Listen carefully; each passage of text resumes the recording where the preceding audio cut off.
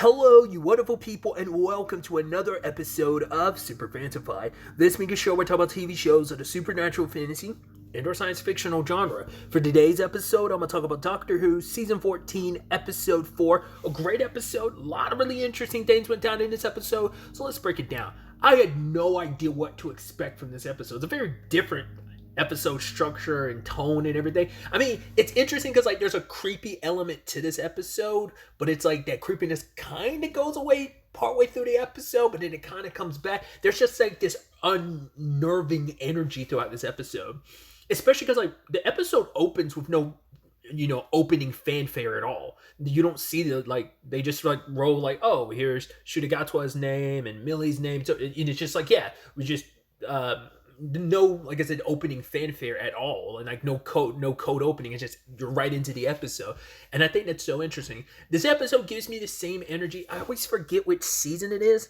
I want to say it's series 3, but it might be series 2. The continuation where the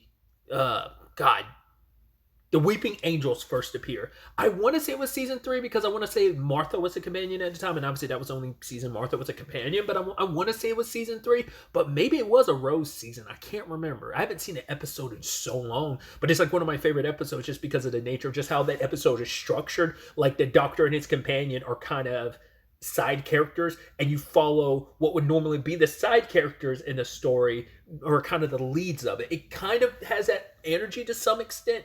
Not really, but there's certain elements to it. It's just the way this episode was structured, because it's right, the Doctor and Ruby are in Wales, and they're talking about stuff comes up. He references something. He's I kind of spoiled something from 2046, where there's this Prime Minister Roger, who's kind of the worst prime minister in history, and then all of a sudden the Doctor steps on something, and you're oh, what's this? It looks like something they accidentally kind of destroyed. And Ruby reads a thing saying, "Rest in peace, Mad Jack." And then she sees a woman off in the distance. She tries to look for the Doctor. He's going, you're well, this is weird. She can't get back inside of the TARDIS. And everywhere she goes, this woman is always a distance away. I've never seen the movie It Follows, but it kind of gives me that same energy because I know the premise of it. It kind of feels the same way. Obviously, structurally, it works differently, but still, it kind of gives me that same energy. And I was what? I was that's why I was this episode's so eerie and creepy and just unnerving, because you're you don't know what's going on. You're like Ruby, you're confused. She runs into that hiker eventually. Can you ask that woman if she knows about my friend? And then a hiker goes over and talks to her, looks towards Ruby, and then runs away. You're what was that? She makes herself way to town. She ends up kind of at a lodge or kind of tavern type of place. And they kind of poke fun at her because she's oh, can I pay with my phone or pay with your phone? She's yeah, you can do. At first I was wait, are you not in 2024? Because I was because I didn't know what time, we knew you were in Wales, but we didn't know what time frame you were in. So I heard her say that, I was oh, maybe this was a couple years, maybe this is the early 2000s or something. But then they pulled out, it's yes, you can, yeah, we're not Neanderthals here or something like that. They constantly poke fun at her because she was oh, the thing the Doctor stepped on is looked like it was kind of witchcraft. And then they proceeded to mess with her because they're oh, what was it? It was a fairy something. I don't think that was the term fairy trap. It might have been, but it's wait, what is that? And they're talking about Mad Jack being kind of sealed away, and you opened it up. I mean, even one of the patrons, Josh, went to the woman and talked to her and ran away. And it's just no one else seemed that disturbed about it, but I really liked how Ruby kind of thinks about that later on, because there's the whole conversation about perception filters. It's people will notice her, but they don't notice her.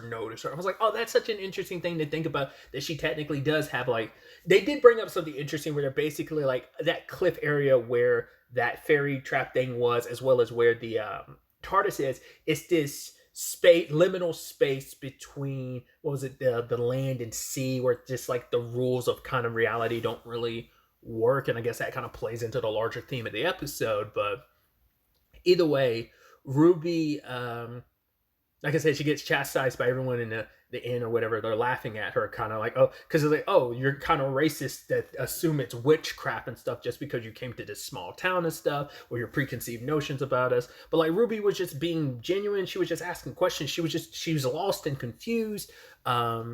But yeah, she stays, and we have no idea. It seems like she was there at least a couple days, and the woman just stayed there. She'd go back to the TARDIS and no go, to the point that the woman at the end is like, "You're gonna have to leave because Josh won't even come back now." He's like, "All I ask is why won't he come back?" And she's like, "Ask her." And Ruby's like, "I don't think she's talking about me. I think he's talking about her." And the woman just looks outside, just like, "Yeah, you're just gonna have to go." Once again, no one pays her any mind, even when they recognize or they don't really fully pay attention. So Ruby goes back to the TARDIS and ends up kind of having to leave it behind and just goes back home. But as she's traveling on the train, the woman is following her every step of the way. I was curious like how that was going to operate, but it's like, yeah, whatever Ruby looks, she's just standing there, whether it's the middle down the street, whether it's the middle of a field. And she makes her way home, and her mom is talking about, yeah, like she's like, men just kind of go, get their time alone. They go in their sheds and do pottery or whatever. They have their things, because she's like, well, I wouldn't know because she like basically she was kind of saying like I never had that type of thing, like a SO in that capacity in my life. But Ruby's mom had a plan, like, oh, I'll go talk to her and we'll stay on the phone, and that backfires with Ruby's mom running away from her and then getting in a car and glaring at her as she's driving away. And she asks her grandmother, like, yo, her grandmother's like, well, what did you say to her? It's like, I didn't say anything to her. The woman did. And Ruby's calling her to come back home. Time is passing by more and more.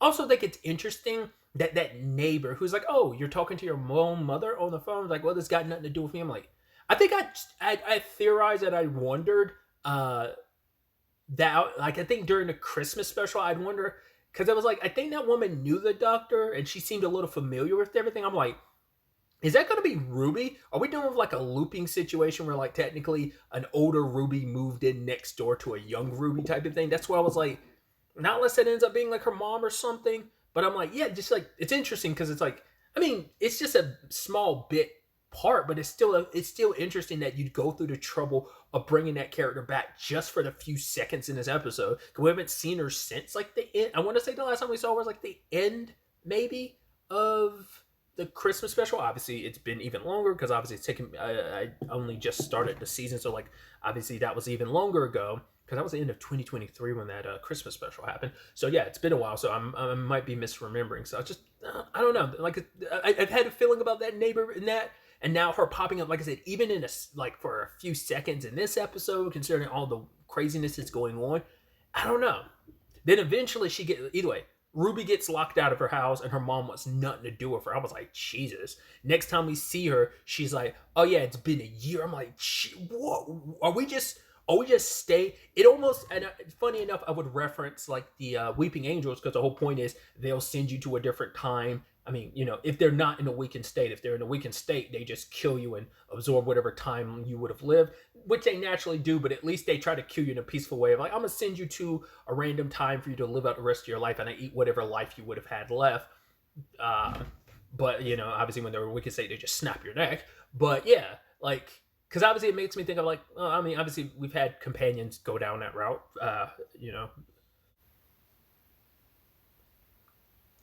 for example, the Amy and Rory of it all. But so it kind of was like, wait, we're just going to have like Ruby living her life, never like ever reuniting with the Doctor. Was not expecting Kate to show up, but it's a perfect person to have by your side during all of this. And Kate's like, oh, because, oh, have you worked with the Doctor? And Kate's like, well, sometimes with, in spite of, against, but I do adore the Doctor, and I can only say that because he's not around right now. It's like, yeah, because you haven't met this new version of the Doctor. Because last time Kate popped up was, well, no, because I forgot, because she met Shooty's Doctor. Because I'm about to say that was the Toymaker episode, and when obviously it happened in the end, so she got introduced to Shooty's Doctor as well. But either way, I was so cute, but then like, Kate's like, all right, she started piecing it together, like maybe whatever happened on that cliff collided with the perception filter around the TARDIS, and maybe that's kind of what might have led to all this. But basically, she has her unit close in, and they're like, right, don't engage, don't say anything new to her, don't listen to her, but they get activated, and also, Kate she's got a device, and so she's hearing all of it. It's interesting, despite being on a phone with her mom, she couldn't hear it, but because it's everyone but Ruby can hear it, and because of that, they look at Ruby and they run away from her. So now Ruby's just living her life. Time is passing by. Oh, it's her 25th birthday.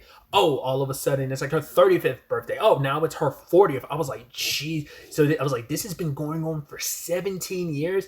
And she's going through romances and nothing stuck because this looming shadow always over her. Once again, even though I've never seen the movie, I still, like I said, it's not the same, but still giving that It Follows vibe. Like I said, it's so weird and creepy until like she's on the date and she watches the TV and the Welsh Prime Minister that the doctor had referenced before, Roger, was it William?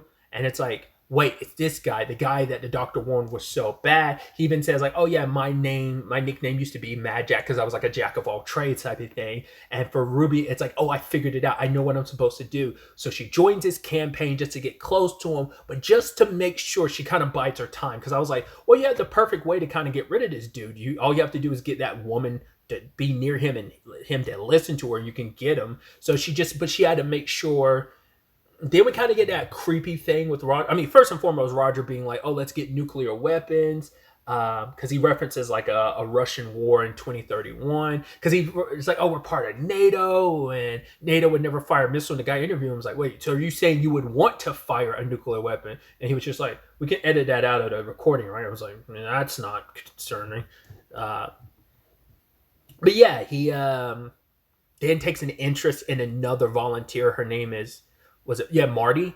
And then later on, when Marty's invited to the party, you're like, oh, I kind of like the way he talked to her and approached her. You're like, oh, that's kind of gross. Because you're like, yeah, she decided to take someone young and impressionable. And I was just like, we don't know what happens, but Marty does say like he is a monster. So I'm like, I don't know like what went down, and I don't know. That's always a problem because it's just like humans suck. So you're like, oh, when you meet a shitty person, you're like, you just assume the worst. So I don't know what he did for Marty to believe that about him, but like he still wants to keep her close, even inviting her to the party.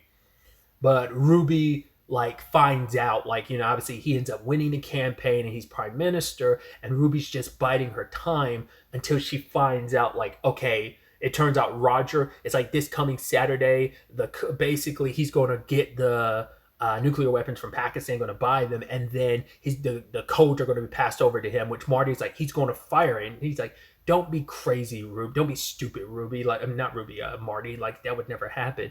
And for Ruby, it's like, this is it. So I just wanted to make sure, like, things still went down that route. I wanted to keep an eye on this guy. Like, I didn't think he was the greatest guy either, but I just wanted to make sure, like, things kind of played out to this point. So she wanted to make sure before she did her thing. I was curious, like, how you're going to approach it, because I was like, are you going to try and convince him to go talk to a woman? But it's like, no, Ruby, it's like, right, I'll have to be 73 yards. Was it 73 yards, 219 feet? Was it 66.7 meters? Was that it?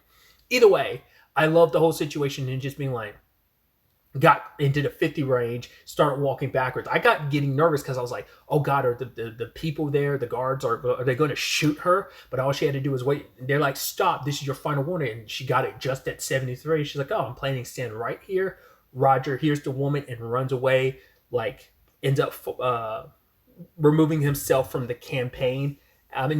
Stepping down, even though he won the thing. And obviously Ruby's happy, and so is Marty, seeing him run for his life, because Ruby had apologized to Marty, like, I'm sorry, I couldn't have done something to help you sooner, because I had to wait because I had to make sure. So, but even with all this, the woman didn't disappear, and Ruby's just like, okay, I thought this was what it was meant to be, so just go. Will you leave me alone now? And it turns out she didn't. And so Ruby kept her for 40 more years. You're like, Jesus. It's like, because at the end of the day, Ruby was doing this because she even says like, oh, I haven't been alone for 65 years. You're like, Jesus, that's crazy. I was like, how are we going to handle this? Is the doctor going to pop up? Because I was curious, I wanted to know, like, was it going to be a thing of, like, the doctor pops up and time gets rewound, but Ruby remembers his entire experience and she kind of carries it with her? I thought that might be the direction that goes, but it's not. But either way, because Ruby even brought up something when she was older. She was like, when she used to be able to make it snow, because the last time she made it snow is when her mom abandoned her and locked her out of their house. that was like the like, cause we saw it like snowing a little bit, but like that's the last time it snowed. I didn't even think about that when she was like, I thought that was just, I didn't think about that at the beginning before she went to town at the beginning when it was like snowing a little bit. I thought that was just the natural climate. I didn't realize like, no, that might have just been Ruby. So that might, I don't remember, but yeah, it is interesting. I mean, not that I don't remember. I'm just not clear on whether that was Ruby or whether that was just a natural state of the environment. If like, oh, it was just like snowing then. There was a storm later. It was kind of raining and stuff. So I don't know. That could have, like I said, just as easily just been a Ruby thing. But yeah, for her to be like, yeah, it never happened again for the rest of her life. You're like, interesting, because she's like, yeah, never got answers. She never got reunited with her foster mom. In fact, it's just like she's like, yeah, my foster mom is most likely gone, obviously, but no one ever told me. I never found out anything about my biological parents. A lot of those mysteries just like kept going. Um, but yeah, like she's kind of on a bed, and it's just kind of like I guess she's, obviously in her twilight years, kind of reaching the end, and just that creepy thing where the woman is there, but she's backwards, and it's like, what is this? And she's getting closer and closer to Ruby until we kind of find out, oh, Ruby is that woman. And I was, funny enough, I was, like I brought up earlier, I thought that was the neighbor. I was like, is that going to be like an older Ruby, or is that going to be like Ruby, some parent or some mom or something? But no, like Ruby is the old woman. So I was like, oh, interesting. So like this was kind of like a parallel timeline thing. Once again, this particular area with everything going on, it kind of, you know, things kind of went out of sync, and just the boundaries and the lines between the rules of everything kind of fell apart. But either way, she was whispering to Ruby like, don't step, don't step. And Ruby stops the doctor, and the doctor even stops Ruby from reading the scroll. So it's like, so they did kind of, there was something trapped there that like, I guess that was kind of like a physical representation of that boundary. Like I said, maybe just the area they were in, that trap thing being this physical manifestation of it, and being in proximity to TARDIS, all culminated in things playing out the way they did, kind of almost like splitting the timeline in that moment, I guess. But yeah, the woman warned to kind of not set this all in motion. But it's like, so does that mean all of that still did happen or does happen? Or because like the woman disappears afterwards, because like Ruby sees her, and then there's like that woman there, but then like, the doctor's like, what woman? So you're like, oh, what does that mean? Like I said, because like you still would need that thing in the future, the 2046 thing, to happen so that Roger doesn't do what he does. You got to change the future for the better. So I guess with Ruby, I guess she kind of that older Ruby pseudo time travel, because like I think 2046, all that stuff did happen, but like that future has changed, and I guess it kind of goes. But then I was like, I was about to say, even if it's split the timeline, you're still living in an alternate timeline then. So I'm like, once again, the timey-wiminess of it all. I don't know if we'll ever get the full answer to that, because they will never know. The doctor will never know. Neither will Ruby. Makes you wonder, does the TARDIS know? I don't know. I don't know what the TARDIS's experience was viewing all of that versus like, because Ruby and them will feel like that none of that ever happened. So you're like, so it's kind of like, it's that thing of, you're almost like, well, what's the point? Like, if nothing stuck with what that Ruby went through and experienced, like, did it matter? But I guess the argument could be like, well, if you still stepped on it, we'd be stuck in this perpetual loop. The point is to stop this loop and break this cycle that we would be in. So once again, the Ouroboros the snake eating its own tail, Ouroboros type of thing. So it still has a point, but it's still just going to be that interesting thing of, I don't know, it's an intriguing episode, but it's still the thing of how will any of that carry over? Because like I said, if it's an alternate timeline, then the 2046 thing still happens, and Roger, because things are meant to happen. So I kind of get the feeling like maybe it's kind of, I don't know. I really don't know. Like I said, the main point of the story could just be making it so that Ruby doesn't find herself in a constant loop like this. I mean, it might be a looping situation of it always ends. It's supposed to be that way, where Ruby goes through that, stops herself from going through it, and kind of breaking the cycle, but the cycle always has to start. So there's always a start and ending to the cycle, even though it is an Ouroboros in its own weird way. I don't know. Because I mean, maybe the cycle isn't technically. Once again, it's the timey-wiminess of it all. Of like, you kind of have to go through this so you can stop yourself from doing it. But it's not a full proper circle. It circles back around, but it's not like the circle's complete. The circle is cut off at the very end. I'm rambling at this point, but like I said, I just don't know what to fully make of it, and I don't know if the rest of the season will ever cover that. It's just kind of like, take what you will from the episode and make what you will at the ending, and what the what could be like canonical to this timeline now and canonical to all of this. Because even Ruby was like, "Oh, I've been here 3 times," and the doctor's like, "Yeah, what's the 3rd time you've been here?" She's like, "I can't quite read." She's like, "I guess now," which does beg the question, like, what would their time here in Wales be like now? You know, she also wouldn't be going alone. She wouldn't have the old woman whispering. I'm also curious, is the thing that the woman was telling everybody, like, that she scared everyone away, like, what was it she said? I mean, at the end of the day, I'm sure it doesn't matter, but part of me wonders, like, was she whispering to them, like, yo, you need to stay away from Ruby because Ruby needs to experience it. You need to stay away from her, never get close to her again, push her away, say whatever you need to say, the most horrible things, or things are going to end very badly. But then, like, why would, like, Roger care? So that's why I was like, it's got to be something maybe tied to your specific fears of whatever you fear the most she says to you, just, and uses Ruby as an example of like, whatever you fear most, Ruby is that thing, and if you don't, like, run away from her, stay away from her. I like I said, I don't know. It's a lot of I don't know from this. So I still enjoyed the episode. Like I said, it was just so interesting to see where it was going to go. I had no idea what to expect from the episode. I thoroughly enjoyed it, even if I'm literally racking my brain on trying to fully comprehend specifically the ending and what that necessarily means. But still, that's a me thing. I like to overthink things, and as an overthinker, it's going to drive me insane. But you know, it is what it is. I like that. You know, I like being confused by stuff. It's weird, but I do enjoy that stuff. So either way, I've rambled on long enough. I'm excited to see where the next episode ends up taking us going forward. But really, that's all I wanted to talk about. So the next time we meet, be happy, be safe, live life to the fullest, and enjoy it. Good day and goodbye.